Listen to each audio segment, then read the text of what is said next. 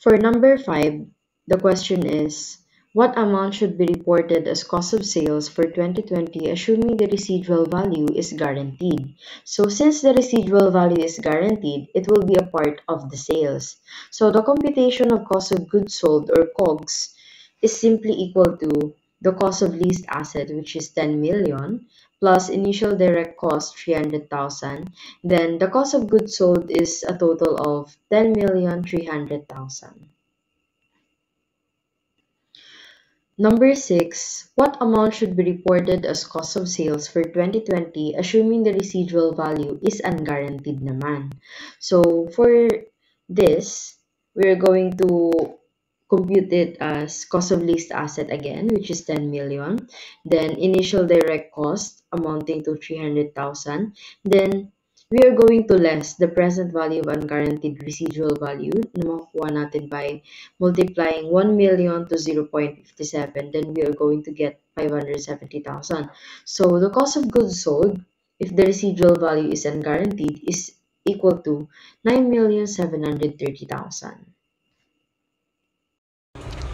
Number 7. What amount should be reported as gross profit on sales in 2020?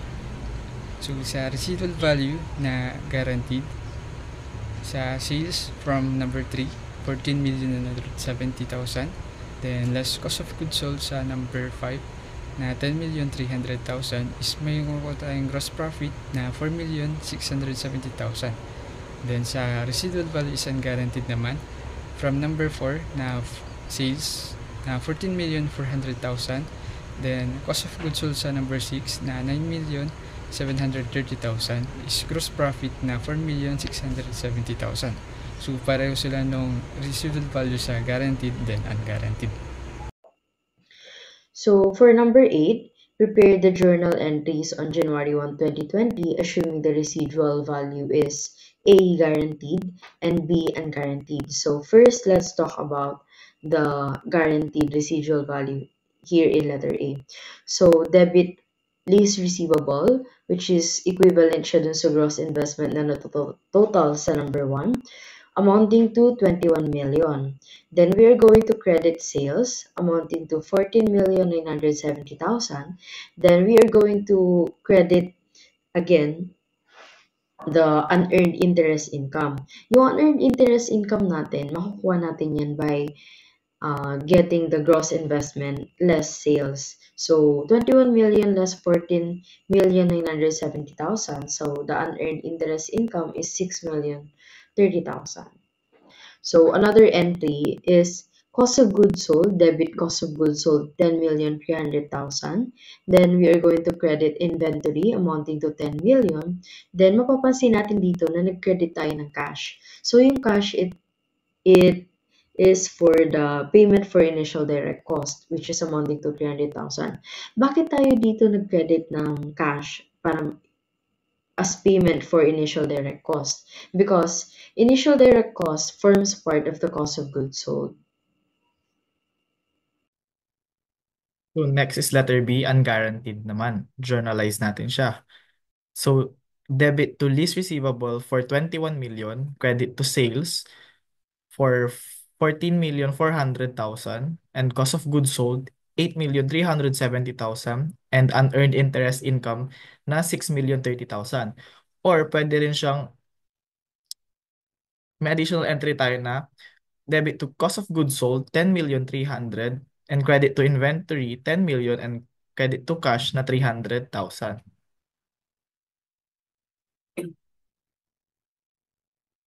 So number 9 requirements. What is the interest income for 2020?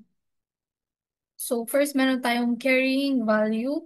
Na-compute natin to kanina, which is 4,970,000. And add natin si interest income, 14,970,000 times 12%. Yung 12%, ayan yung implicit rate natin. Makukuha natin si 1,796,400. Total of 16,766,400. Ayan yung total interest income natin for 2020. Number 10. what is the carrying value of the net investment in the lease on December 31, 2020? So yung total sa number 9 na 16,766,400 less collection from December 31, 2020 na 4 million equals carrying value ng December 31, 2020 na 12,766,400.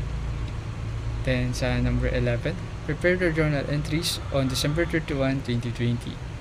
So may debit tayong unearned interest income na 1,796,400, then credit interest income na 1,796,400, then debit cash 4 million, then credit lease receivable 4 million.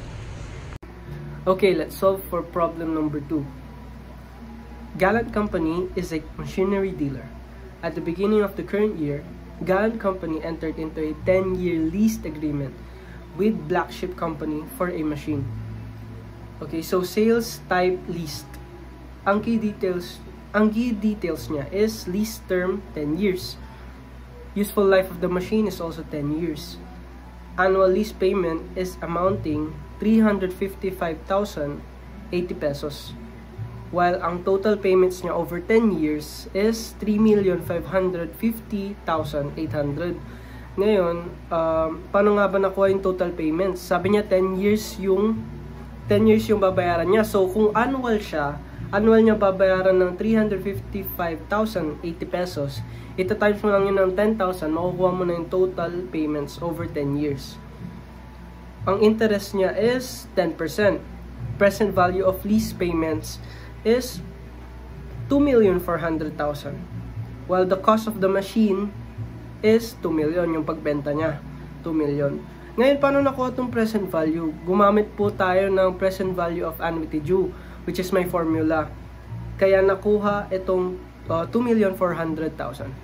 Okay, so let's move on to the requirements. Number 1, what amount should be recognized by Gallant Company as gross income from sale? Gross income from sale for the current year. So, ang hinahanap niya is gross income.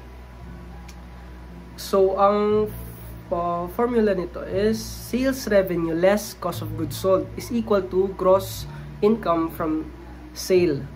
Okay, so ilan nga ba yung sales revenue natin, yung present value? It is 2,400,000. Ngayon, ileless natin siya sa cost of goods sold, which is yung pagbenta natin ng machine. So, ang total nun is 2 million. So, ileless mo lang siya, magkakaroon ng 400,000 na sales. Gross sales pa lang yun, wala pang mga, hindi pa kasama yung tax na included. Yun. So, para naman sa journal entry, magkakaroon po tayo ng lease receivable, a debit amounting to 2,400,000, and magkakaroon ng credit na sales revenue since nakuha mo na yung 2,400,000. So, ililess na natin yung sales revenue. And also, magkakaroon ng cost of goods sold na debit 2 million. And mababawasan na yung inventory natin. So, kailangan nating i-credit yung inventory amounting 2 million din. Good day everyone, I'm Julia Connery Ocampo and I'll be in charge of reporting on how to get the interest income of Gallant Company for the year or for the current year. So in here, to get the interest income, we must first get the lease receivable after first payment. So to get the lease receivable after first payment, we will subtract the first payment received in advance to the lease receivable. To get the lease receivable after first payment of 2,044,920. And then we will multiply it to the interest rate. So in this case, we have 10% interest rate. So we will multiply the 2,044,920 to the 10% interest rate to get the interest income of 204,492 pesos. So let's move on to the journal entries. So in here, we have recorded 2 journal entries, one for collection and one is to record the interest income. So first, to record the collection of the first lease payment, we have debit to cash and credit to lease receivable for 355,080 pesos. And to record the interest income, we have here debit to lease receivable and credit to interest income for 204,000 and 492 pesos. That's it. What amount should be reported as pre-tax total income by Gallant Company from the lease for the current year? So we have gross income from sale, which is 400,000, and interest income na 204,492. To get the pre-tax total income, i-add lang po natin si gross income from sale and interest income.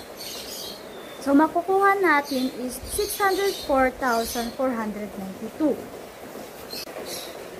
To record interest income on outstanding lease receivable, we have debit to lease receivable 204,492 and credit to interest income na 204,492.